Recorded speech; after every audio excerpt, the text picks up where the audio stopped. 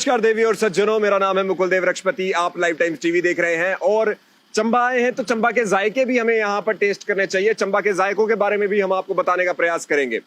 चंबा के जायकों में एक बहुत मशहूर जायका है, वो है चंबा चुक का। चंबा चुक की यदि बात करें तो अभी से नहीं, बरसों से हमारे घर में हमारे दादी, हमारी माएँ ये बनाती आ रही हैं। परिवार के लोग इसे बड़े चाव से खाते हैं। लेकिन ये चुक जब हम बात करते हैं तो घरों में तो बहुत कम समय तक रहती है, लेकिन जब आप और हम जैसे किसी दूर प्रदेश में जाके रहने वाले को खानी होती है तो वो किसी एक पैकेट से वो लेता है। आज हम आपको चंबा चुक और उसके मॉडर्नाइज्ड वर्जन के और लेकर जाएंगे। मॉडर्नाइज्ड वर्जन हम क्यों कह रहे हैं? क्योंकि मास प्रोडक्शन होगी यहाँ पर चुक की, और हम यहाँ पर जानने का प्रयास करेंगे कि किस तरह से चुक बनती है, क्या उसकी हिस्ट्री है, क्यों इसे चुक ही कहा जाता है, और अब के समय में जो इंडस्ट्रियल रेवोल्यूशन के बाद चुक बनना शुरू हुई। देखिए, चुक तो एक ही प्रकार की होती है, चंबा की ट्रेडिशनल है, और वो चुक है लाल मिर्चों की, डिहाइड्रेटेड लाल मिर्चों की, सूखी लाल मिर्चों की बनती है। तो चुक का तो ऐसा है कि हम अपने बुजुर्गों से सुनते आए हैं। जब उनसे पूछा तो वो कहते हैं हमने अपने बुजुर्गों से सुना। तो चंबा के हाउस होल्ड प्रोडक्ट था, ये हाउस होल्ड रेसिपी थी जो सब लोग बनाते थे।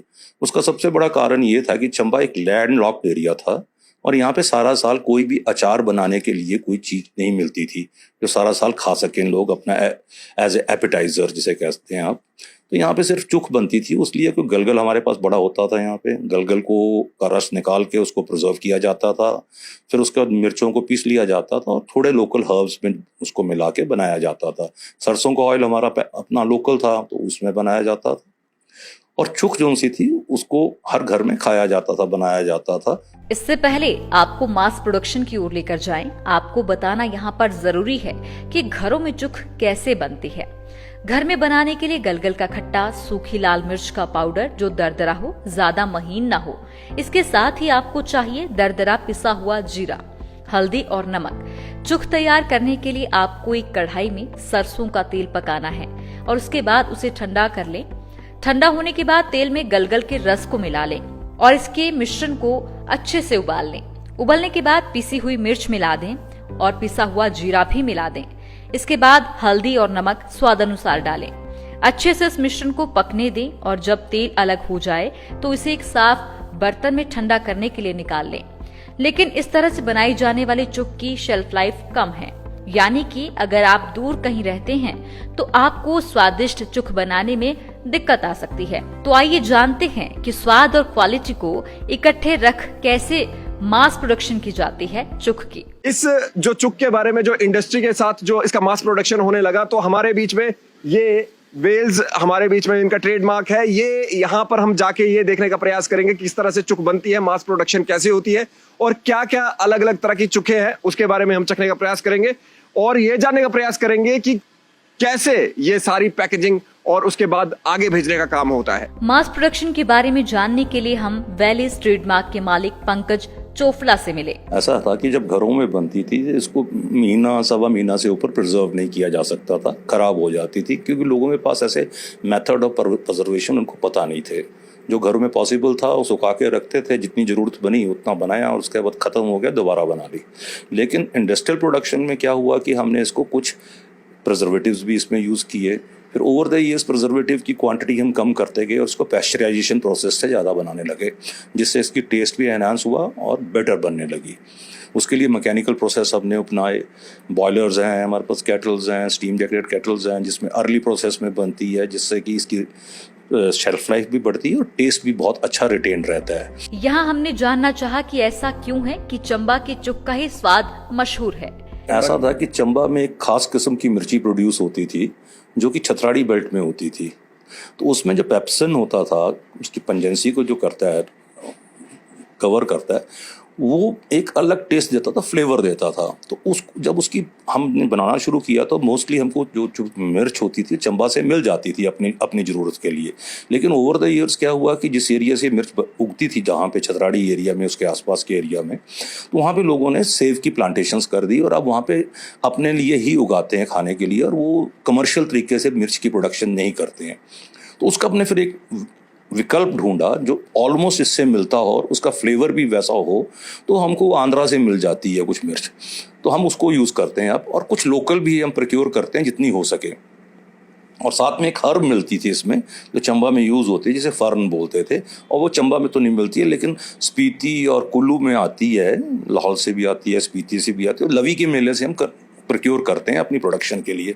आज भी हम उस हर्ब को यूज़ कर रहे हैं अपनी चुक प्रोडक्शन में, जो ट्रेडिशनल हर्ब थी चंबा की। चलिए अब आपको लेकर चलते हैं उस फैक्ट्री में जहां होती है चुक की मास प्रोडक्शन और जानते हैं कैसे यहाँ चुक तैयार की जाती है। जी, हम 3 किस्म की चुक बनाते हैं। एक तो ट्रेडिशनल चुक है जो लाल मिर्चों से बनती है। फिर उसके बाद हमने इनोवेशन की थी, जब मैंने फैक्ट्री स्टार्ट की थी तो उस टाइम हमारे पास हरी मिर्च काफ़ी क्वांटिटी में मिलना शुरू हो गई थी, तो हमने उसी पैटर्न पे, जिस पैटर्न पे लाल चुक बनती है, उसी की जगह लाल मिर्चों की जगह हरी मिर्ची डालना शुरू की और उसको बनाया तो लोगों ने खूब पसंद किया और वो बिकने भी लग पड़ी। तो आज हमारी एक हॉट सेलिंग आइटम है। उसके साथ एक लहसुन और अदरक और मिर्ची को मिला के हमने एक वेरिएंट बनाया जिसे कि हम जिंजर गार्लिक चुक बोलते हैं।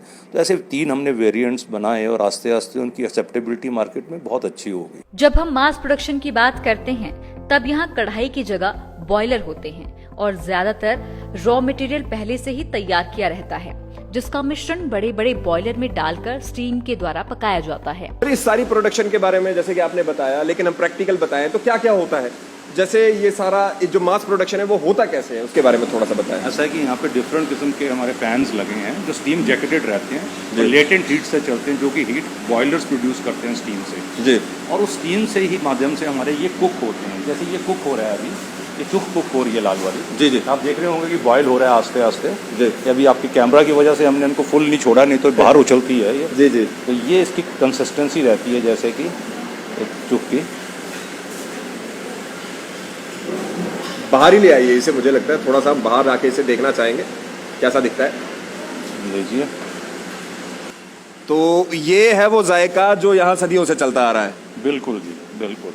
और इसी जायकों को यहाँ पर आप जब वेल्स कंपनी की बात कर रहे हैं तो ये जो है हमारे बीच में ना केवल हिमाचल प्रदेश बल्कि हिमाचल प्रदेश से बाहर भी इस चीज़ को लेकर जाते हैं। सर ये तो होगी कैसे ये बनती है, अब इसके बाद पैकेजिंग की ओर भी आपका यहाँ पर हम चलना चाहेंगे, तो चलें सर ऊपर की ओर।